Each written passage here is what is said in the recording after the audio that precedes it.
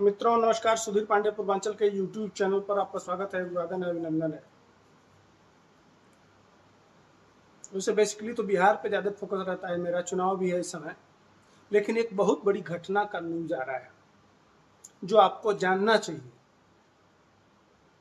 जानते ही हैं, देश के प्रधानमंत्री मोदी जी के बाद सेकंड प्रधानमंत्री के रूप में माननीय योगी आदित्यनाथ को देखा जाता है। देश के कोने कोने में से आवाज आती है कि मुझे मुख्यमंत्री जोगी जैसा चाहिए। देश के जनप्रिय नेता हैं, उनके साथ एक अप्रिय घटना की योजना थी।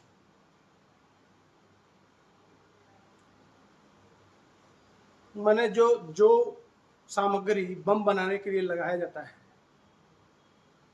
वो यूपी के बहराइच जनपद में खेतों में बिछाए हुए मिला।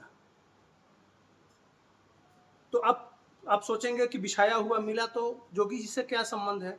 तो जोगी जी का नाम इसलिए ले रहा हूं कि सुहेल देव जो गाजी था, जो मोहम्मद गोरी का भतीजा था, सालार गाजी, उसका बरसी मना तो उसको मारे थे सुहेल देव जी।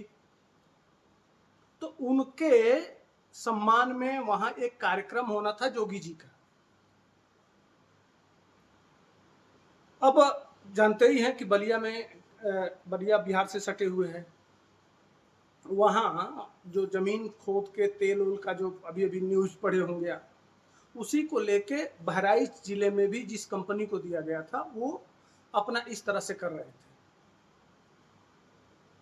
वो बारूद बिछा के इस तरह का घटना। अब लोग जाने इस चीज को, भाई न डीएम को पता है, न वहां स्थानीय लोगों को पता है, न किसी को पता है। ऐसा क्यों किया जा रहा है?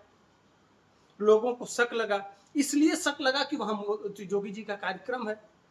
फिर वहां जब जिले प्रशासन को बगैर बताए यह सूचना नहीं दिया गया तो लोगों के अंदर पैनिक फैली। लोगों ने चर्चा किया, चर्चा करते करते मामला वहां तक गया। यह मैं किस आधार पर कह रहा हूं, अभी आज मुझे एक ट्विटर पे ट्वीट मिला, ये वीडियो छोटा सा देख लीजिए फिर बताता हूं।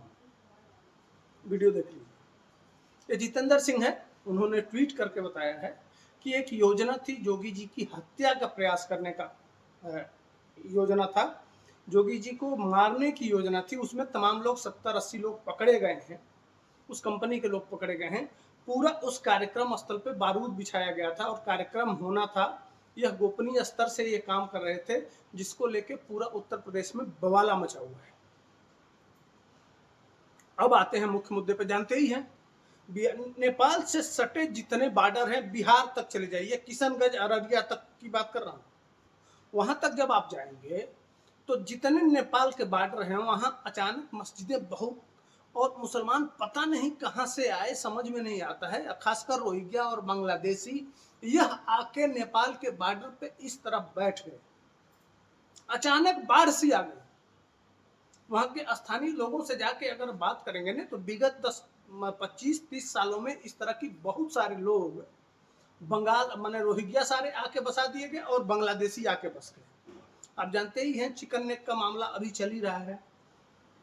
तो ये वहां से यहाँ तक पूरे हमारे भारत के बॉर्डर पे ये बैठा दिया गया। अब यह बनाए सब सरकारी जमीनें थी, उन जमीनों पे अवैध कब्जा था इनका। अवैध कब्जा होने की वजह से उस पर पता किया गया कि कितने मस्जिदें, कितने दरगाहें, कितने मदरसे सरकार की जमीन पर बनी हैं। तो उसमें बहुत सारी जमीनें, और ये मसूद सालार गाजी का भी वहाँ बहुत उर्स मनाया जाता था। वहाँ बहुत, अब गाजी आप समझ ही सकते हैं, माने जो काफिरों का कत्ल करे उसको गाजी कहते हैं। अगर मर गया तो शहीद हो गया।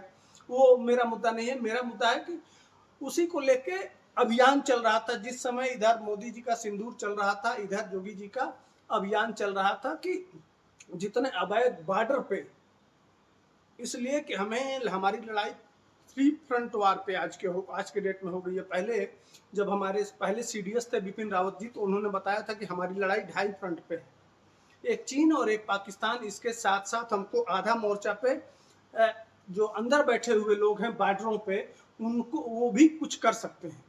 उसी से मिला जुला हुआ लगातार जो जोगी जी का बुलडोजर गर्जा है, अवैध मदरसे, मस्जिद और तमाम जो इलीगल संस्थान थे उस पर गर्जा है। अब यह एक अंतर्राष्ट्रीय रैकेट कहिए या जो कुछ भी कहिए, 70 लोगों का रैकेट किस तरह से जोगी जी को मारने का प्लान बनाए थे, वो तो शुक्र मनाइए, ईश्वर की कृपा है। कहीं ना कहीं आम पब्लिक, इसीलिए कहा जाता है कि जैसे मान लीजिए जम्मू कश्मीर में बहुत ज़्यादा जो घटनाएं नहीं थी, छुप जाती हैं, नहीं हो पाता है, इसलिए कि वहाँ बैलेंस नहीं है। वहाँ से हिंदुओं को मार के, कश्मीर से जानते ही हैं, जो हिंदू को मार के भगा दिया गया है, तो अपना सब कुछ कर लेते हैं। लेकिन बाकी देश के इलाके में इसीलिए नहीं हो पाता है कि वहाँ बहुत माने मिक्स जो आबादी है, कोई घटना होती है तो उस घटना का पता चल जाता है, लोग चर्चा करने लगते हैं कि आखिर ऐसा क्यों है। तो लोग चर्चा करने लगे, चर्चा में यह बात आई कि भैया जहाँ कार्यक्रम होना है वहाँ ये अचानक बिना किसी एसडीएम, बिना किसी तहसीलदार, बिना किसी उसके, बिना परमिशन के ये बारूद बिछाया जा रहा है, वो भी 90 किलो, कुछ तो कह रहे हैं कि हजारों किलो था। अब वो तो जांच का विषय है, लेकिन पता चला है कि यह बहुत संगीन मामला था, बहुत बड़ा अपराध था। जोगी जी बाल बाल बचे हैं। हालांकि आज का जोगी जी का कार्यक्रम हुआ है, वहाँ सुहेल देव की बरसी मनाई गई है, बड़े धूमधाम से मनाई गई है। वहाँ जोगी जी गए थे, कार्यक्रम किए हैं, कार्यक्रम करके लौटे हैं। अब इसके बाद पुलिस प्रशासन जिन लोगों को गिरफ्तारी की है, जिस कंपनी का नाम आया है, हालांकि मेन कंपनी तो यह कहा जा रहा है कि वो भारत सरकार की कंपनी है,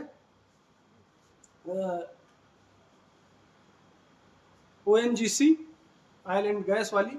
लेकिन यह बीच में कौन इसमें अधिकारी था, कौन इससे मिला हुआ था, इसका उद्देश्य क्या था, वहाँ बहराइच में जहाँ जोगी जी का कार्यक्रम है वहीं कैसे पहुँच गए, क्या करना चाहते थे, ये तो अब जांच का विषय है। आने वाले टाइम में यह धीरे धीरे एक एक करके खुलेगा, क्या सही है क्या गलत है।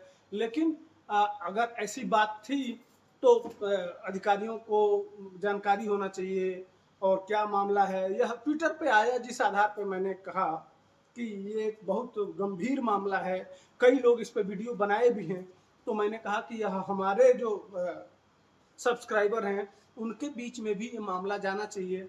तो इसीलिए मैंने इसको उठाया कि आज एक बहुत जोगी जी की हत्या करने का प्रयास किया गया है, जो गंभीर मुद्दा था। ये मौका तो जानते ही हैं, वीडियो तमाम आते हैं कि जब भी मौका मिलेगा तो हम जोगी को, मोदी को छोड़ेंगे नहीं। और जोगी जी खास टारगेट पर रहते हैं, न केवल भारत के बल्कि अंतर्राष्ट्रीय गैंग के, जो ये जैसे मान लीजिए ISI है, आप जानते ही हैं, बिहार में मिला था, PFI का पेपर मिला था कि अगर इतने करोड़ मुसलमान मिल जाए तो हम भारत को घुटने टेकवा देंगे। यह इस तरह के पेपर और इस तरह का संगठन जगह जगह मिलता रहता है। ये कौन लोग हैं, मैं सभी मुसलमानों को नहीं कहता हूँ, बहुत अच्छे मुसलमान भी हैं कुछ जो देश से बहुत प्रेम करते हैं, लेकिन इसी में बहुत सारे गद्दार भी छुपे हुए हैं जो भारत को तोड़ने के लिए, और जो अच्छा नेतृत्व है, जो डेवलपमेंट का काम कर रहा है, जो विकास का काम कर रहा है, उसको किसी तरह से रास्ते से हटाने का भी बहुत हो सकता है कि अब जांच में क्या आता है ये तो आने वाला समय बताएगा। लेकिन मैंने कहा कि इसको आपको बताना चाहिए। तब तक हमको दीजिए इजाजत, फिर मिलेंगे नए मुद्दे के साथ। जय हिंद, वंदे मातरम।